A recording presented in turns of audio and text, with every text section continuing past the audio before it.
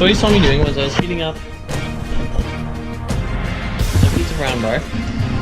This is 1/4" round bar, which I use for rivets in my Blacksmith Tongs, which I'm just getting into.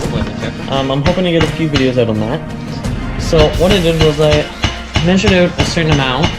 So what you need for making a rivet head is you need 1.5 times the thickness of the round bar. So for rivets, since I'm working with 1/4" round bar, 1.5 times that would be 0.375, which is also 3/8.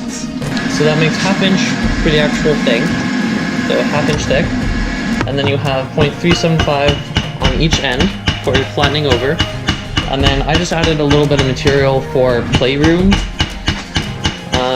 So that's just how I'm doing my rivets.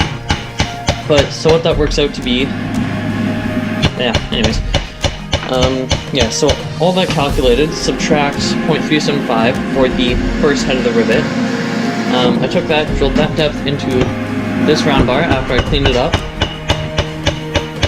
As you saw the video on that, just took a drill bit a little bit larger than 1/4 inch.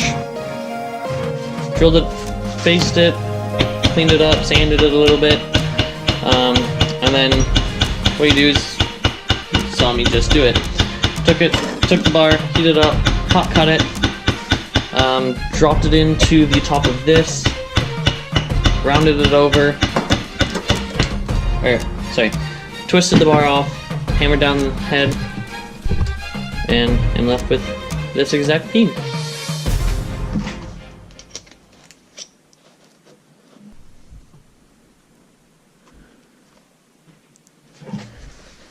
Thanks for watching, guys. I hope you have a great day. I hope you enjoyed this video, and that give it a big thumbs up. Comment down in the comment section down below as to future video ideas. Make sure to subscribe if you're new to the channel, and other than that, have a wonderful day, guys.